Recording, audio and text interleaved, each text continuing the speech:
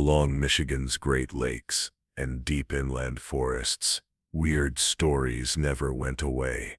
From ghost ships adrift on Superior's icy waves, to things that stalk in the dark pine woods of the Upper Peninsula, this state is more than postcard beauty and Rust Belt towns. It holds legends born of hardship, isolation, and something else, something older.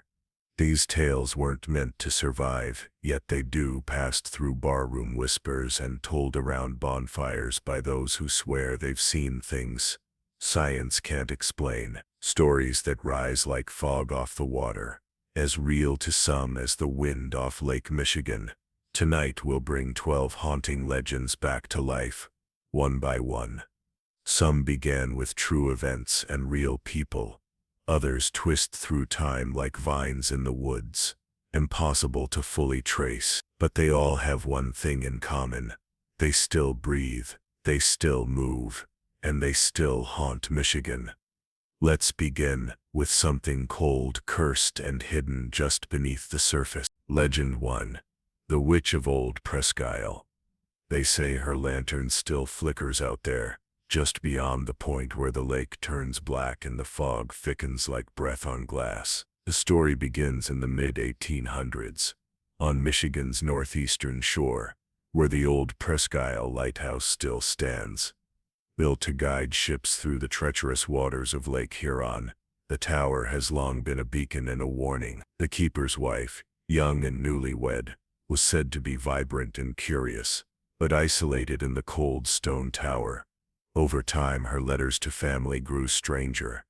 Ramblings about voices in the wind, lights that danced where there were no ships, and shadows that moved without cause. Then one winter she vanished. Some said she fell from the tower. Others whispered she walked willingly into the lake, called by something only she could hear. But no body was ever found, and that should have been the end. But it wasn't. To this day, the lighthouse, decommissioned and locked, occasionally glows from within. A pale, pulsing light, as if someone is still trimming the wick. Tourists report feeling watched, even followed by a cold presence. One park ranger, in 1972, said he heard humming from inside the lantern room. Soft, melodic, and impossible, since he held the only key. Skeptics chalk it up to faulty wiring, tricks of fog or imagination, but locals know better. They say her spirit remains, not malevolent, but bound. Some think she became a kind of guardian, warning sailors before storms. Others believe she was never truly human to begin with. Children in the area are still told, if you see the light at night when it shouldn't be burning, don't look too long, don't answer the hum, and never climb the stair, because once you reach the top, you might not come back down. Legend 2. The Dogman of Wexford County. It begins with a howl long, hollow, and too deep for any known beast. Something that cuts through the pines like a blade, carrying with it the chill of something ancient. The Dogman, as it's come to be known, first surfaced in 1887, near Wexford County. A group of lumberjacks spoke in hushed tones of a creature half man, half wolf, with the torso of a muscular man, and the snarling face of a canine. Standing nearly 7 feet tall, it moved upright, but ran with the speed of a predator. They said it watched them from the tree line, its glowing blue eyes unblinking. Then it vanished for a generation until it came back. In 1938, a man driving near Paris, Michigan, swerved off the road, claiming a thing on 2 legs with a dog's face leapt in front of his car. In 1961, a night watchman near Big Rapids said he aimed his flashlight at rustling brush and locked eyes with something not quite animal, not quite human. He described the creature in detail, swearing he'd never speak of it again after that night. But perhaps the most chilling account came in 1987, when a DJ named Steve Cook aired a novelty song called The Legend, about the Dogman for an April Fool's prank. It should have been the end of it, until the phone calls poured in. Dozens claimed they'd seen the creature, some as children, some just the week before. It wasn't just a song, it was something they already feared. Skeptics suggest mistaken sightings of bears or wolves. Psychologists speak of mass hysteria, but for many in northern Michigan, the dogman is real. Campers leave offerings, hunters whisper its name only once, and on moonlit nights, some say you can hear its claws tapping along the blacktop, keeping pace beside your car. Because the dogman doesn't chase, it watches, waits, and when the woods fall silent, it moves. Legend 3. The Melonheads of Allegan County. There's a stretch of road winding through Allegan County, dense woods pressing in on either side, where drivers claim headlights sometimes catch glimpses of twisted shapes, darting just out of reach. Small humanoid figures with swollen pale heads and eyes too large for their skulls. They run low to the ground, hunched and fast. Locals call them the Melonheads. The origin of this grotesque legend lies in the ruins of what was once believed to be a remote asylum hidden deep in the forest. In the early 20th century, it's said that children with hydrocephalus, abnormal fluid swelling the brain, were housed there. The doctor in charge, known only as Crowler, was rumored to conduct cruel experiments, far beyond the bounds of medicine. Then, one night, the facility burned to the ground. No bodies were recovered. The official story claimed the children perished, but not everyone believed that. Reports began to surface. Hunters found small animal carcasses torn open with unsettling precision. Campers returned with stories of being watched, sometimes followed by barefoot figures that kept to the trees. In 1964, a group of teens trespassing near what they believed were asylum ruins were said to have encountered 3 child-sized figures with oversized veined heads, hissing and throwing rocks before vanishing into the brush.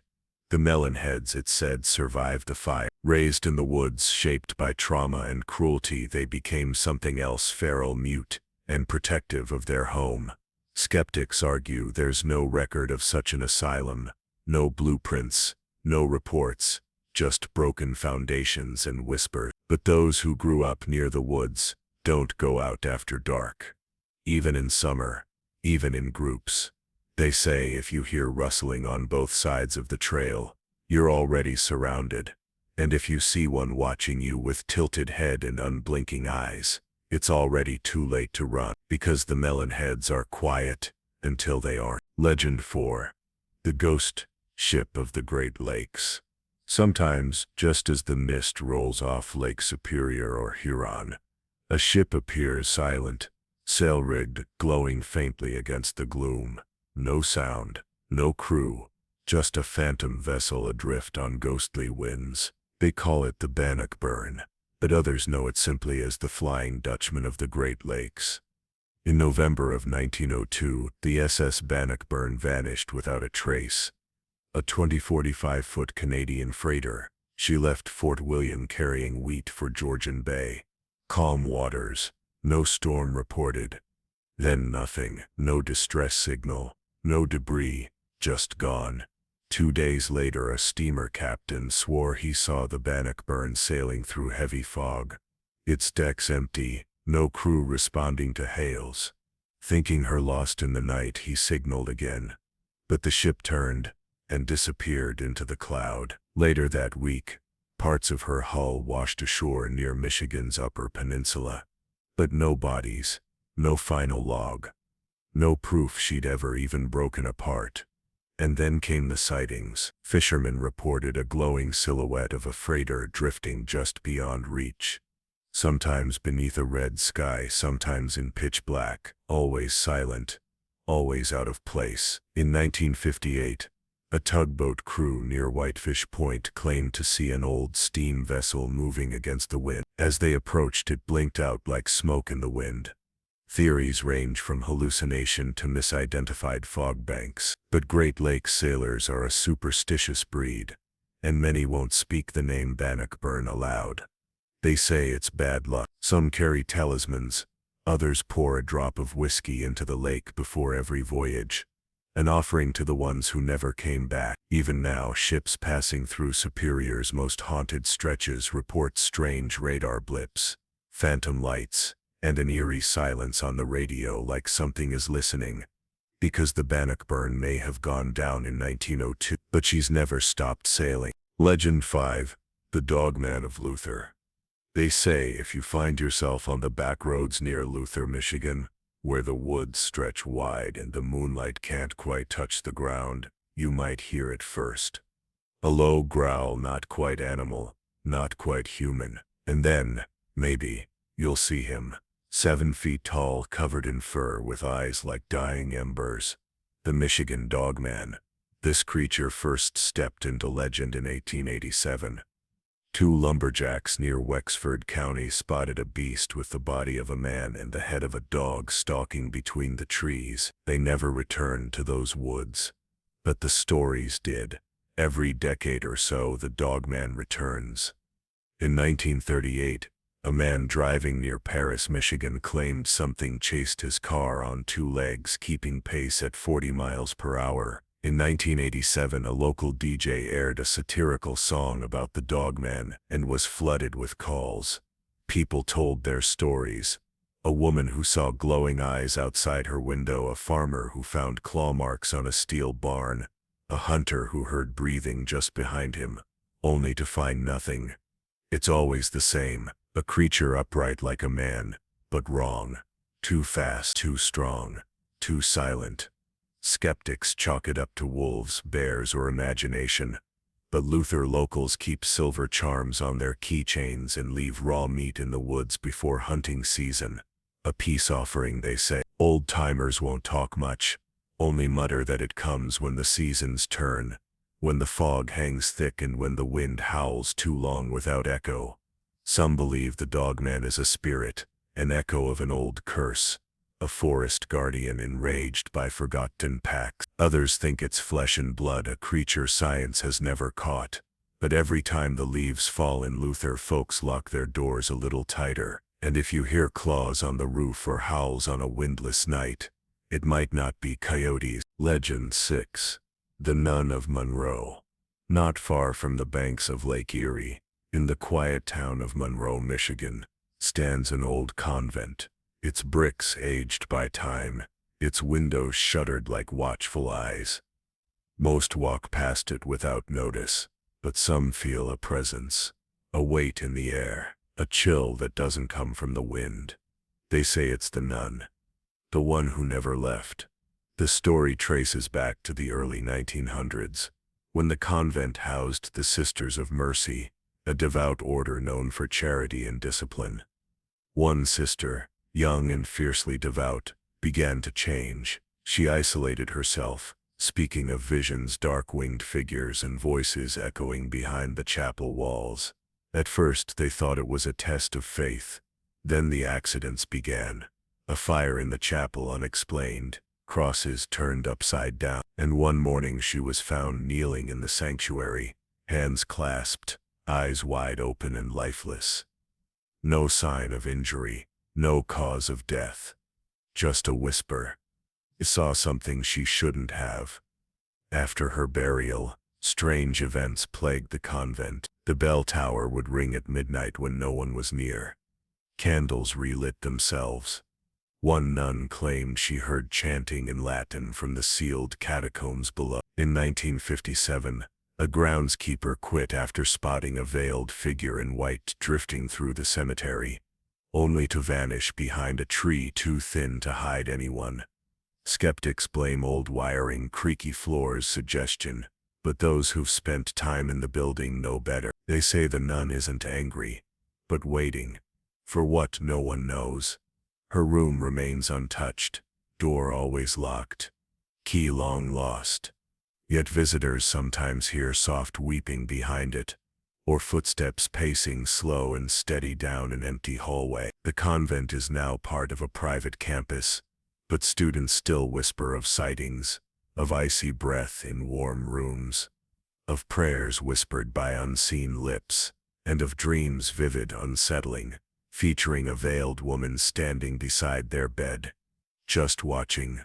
She was called Sister Agnes, and according to the legend, she never stopped serving. Legend 7. The Torchbearer of Hell's Bridge. Deep in the woods near Rockford, Michigan, There's a rusted footbridge that arches over the Rogue River. It's easy to miss, a relic from the 1800s, swallowed by forest. But after dark, locals say it becomes something else. They call it Hell's Bridge, and the name wasn't chosen lightly. The legend begins in the late 19th century. Children had gone missing from nearby settlements, vanishing without a trace. Desperate, the townspeople organized a search party. One man, a reclusive, grizzled outcast, named Elias Friska, volunteered to watch over the remaining children while the others scoured the woods. But when the parents returned, the children were gone. Friska was found downstream, his clothes soaked, rambling about voices that told him to cleanse the innocent. Some claimed he'd sacrificed them to demons in the river. They hanged him on the very bridge where the water ran red. Before he died, he cursed the land, vowing to return with every generation.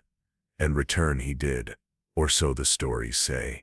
Teenagers tell of a gaunt figure carrying a flickering lantern, wandering the bridge just before midnight. Some who've crossed it report hearing children laughing or screaming beneath the planks. One man in 1978 claimed he saw muddy handprints appear on his windshield after driving nearby, though no one had touched the car.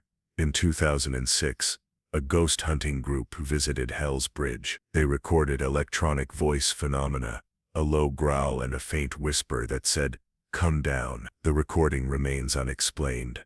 Skeptics argue the stories were invented to scare thrill seekers, but locals avoid the place after dark. Even hardened hunters won't cross the bridge once the sun dips below the trees. Some claim it's just bad energy.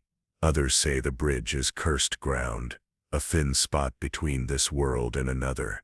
But if you ever find yourself there and see a lantern swinging through the mist, don't follow it, don't speak, and whatever you do, don't look into the river. Because the water remembers. Legend 8. The Cursed Furnace of Fayette. On the southern edge of Michigan's Upper Peninsula, where the cold waters of Lake Michigan kiss the limestone cliffs, sits the ghost town of Fayette. Once a booming 19th-century iron smelting community, it now stands in eerie silence, abandoned buildings, broken tools, and the towering shell of a charcoal furnace blackened by time. But what lingers there isn't just history, it's a curse. The furnace, still looming at the heart of the ruins, was the lifeblood of Fayette, smelting iron ore into pig iron for the nation's industrial age. But with prosperity came peril. Workers spoke of accidents, fires, and a strange presence that made the air around the furnace feel heavy. One smelter was found charred beyond recognition. No one knew how he'd gotten trapped inside. Whispers began of the furnace taking sacrifices. In 1876, a foreman named Caleb Brenly vanished during his night shift. His journal, discovered years later behind a crumbling wall, told of a face in the coals and dreams of being pulled into the fire. After his disappearance, production dipped and Fayette slowly died. But the furnace, it never cooled complete. Park rangers report malfunctioning equipment near it. Cameras die, lights flicker.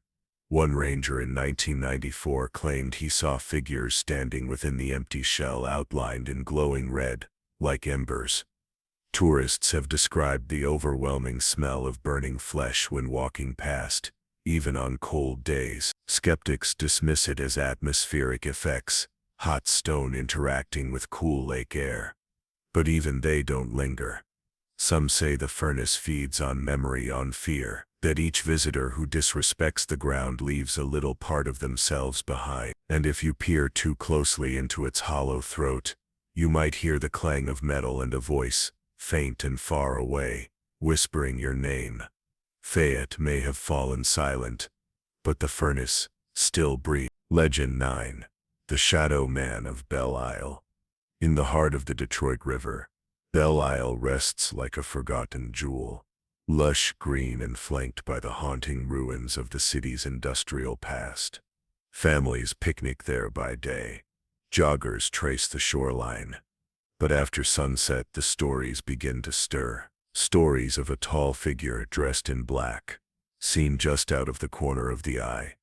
The Shadow Man of Belle Isle. This legend stretches back over a century. When the island was first landscaped in the late 1800s, workers began reporting a presence in the woods. Silent and watching, one man fled his post, white as snow, babbling about eyes in the trees. Over the decades, the sightings grew. A towering man-shaped figure with no face, no voice, just an outline, darker than night. In the 1940s, a soldier home from war walked the trails late one evening and never returned. His body was found days later. No wounds, no trauma, just frozen as if scared to death. His watch had stopped at 11:13 p.m. The same time, two teenagers swore they saw a black figure glide across the river's surface that same night. Some say the Shadow Man is a spirit born of tragedy, a sentry from Detroit's bloodier days, or perhaps something even older. Before it was a park, Belle Isle was known to native peoples as White Shell Island, a place where the veil between worlds was thin. Some believe the Shadow Man is a guardian of that ancient boundary. Cameras often fail to capture him. Batteries drain. Dogs grow restless, refuse to cross certain paths. In 2009, a local psychic claimed the island was a harbor of restless energy and left mid-tour, never to return. Skeptics scoff. Urban decay, shadows playing tricks, old fears recycled. But those who've seen the figure say he doesn't just watch. He waits, for those alone, vulnerable or too curious. And if you feel the hair on your neck rise while walking the trails of Belle Isle, don't turn around, he's already seen you. Legend 10. The Singing Sands of Bete Grise. On the southern shore of the Keweenaw Peninsula, where Lake Superior crashes against the remote and rugged coast, lies a beach few outsiders ever find. Bete Grise. Beautiful, wild, and according to those who live nearby, haunted by a sound not made by any creature, machine, or storm. They call it the Singing Sands. The legend begins with tragedy. Long ago, it's said, a young Ojibwa woman fell in love with a French voyageur. Their meetings were secret, stolen beneath the moonlight on that very beach. But one night the man failed to arrive. Some say he was killed by jealous rivals. Others claim he drowned in a sudden storm. The woman waited, night after night, singing her grief to the waves until she vanished into the mist, never seen again. But her voice never left. Walk across Bete Grise on a calm day, and you might hear it, a humming, almost musical, rising from beneath your feet. The sand vibrates, resonating like a ghostly lullaby. Scientists have tried to explain it. Some say it's caused by the unique shape of the grains or their purity, rubbing together under pressure.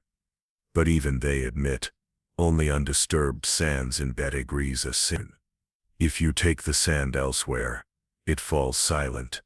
Locals say the voice belongs to the woman, still calling her lost lover across the water. Some fishermen swear they've heard it drift across the waves on foggy morning. Hikers tell of the melody growing louder as they approach the center of the beach, then suddenly stopping as if someone was listening back. Children are warned not to speak when the sands sing. Let her have her moment, elders say, or she might start to notice you. For all its beauty, Bete Grise carries a weight, a sorrow woven into its very soil, a voice trapped between love and loss. And when you walk those sands alone, just before dusk, listen closely, she still waits. Legend 11. The Burning Man of Mackinac. Mackinac Island, with its horse-drawn carriages, historic charm, and fudge-scented air, seems like a place frozen in time, but beneath its postcard-perfect surface lies a darker memory, one that sometimes rises with smoke and screams in the dead of night. Locals call him the Burning Man. The tale begins in the early 1800s, when the island served as both a strategic military post and a hub for fur traders. Among the soldiers stationed there was a man accused of treason, stealing supplies, aiding the enemy. His trial was swift, his punishment cruel, death by fire, carried out in secret behind the fort walls. No grave, no marker, just ashes scattered into the wind. But death did not silence him. Soon after, guards reported a figure engulfed in flames sprinting across the parade grounds, vanishing before it reached the edge of the cliff. Horses spooked without cause. Children woke screaming, their windows aglow with orange light, though no fire burned outside.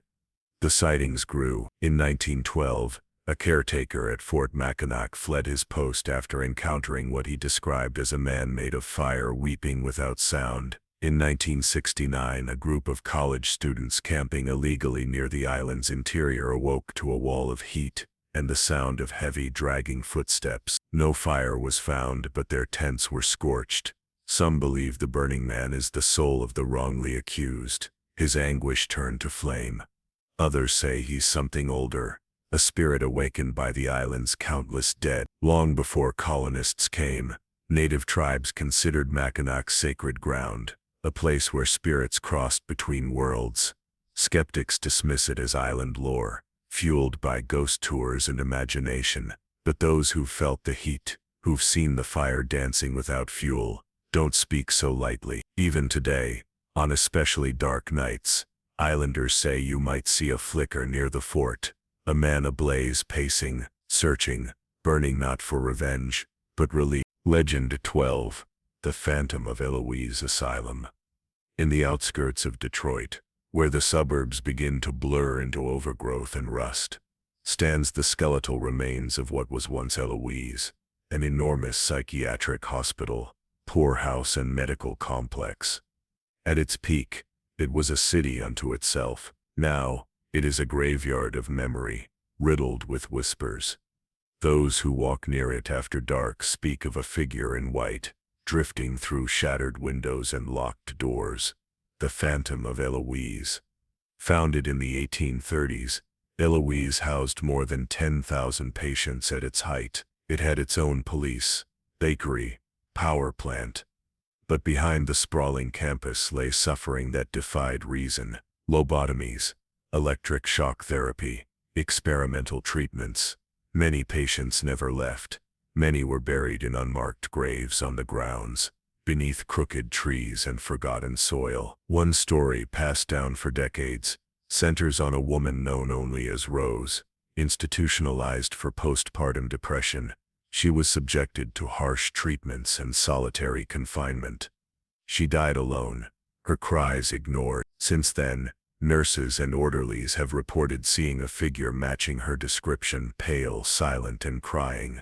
Always crying. Security guards over the years have quit after encountering what they called cold rooms that breathe, or shadowy figures that dart from the corners of their eyes. One even claimed he followed footsteps down a hallway, only to have them stop in front of a sealed, windowless wall. EVP recordings made by paranormal investigators reveal whispers, sobbing, and a single repeated phrase, "I'm still here." Flashlights fail, doors slam, and always, the figure in white remains appearing in photos, never in person. Always just behind you.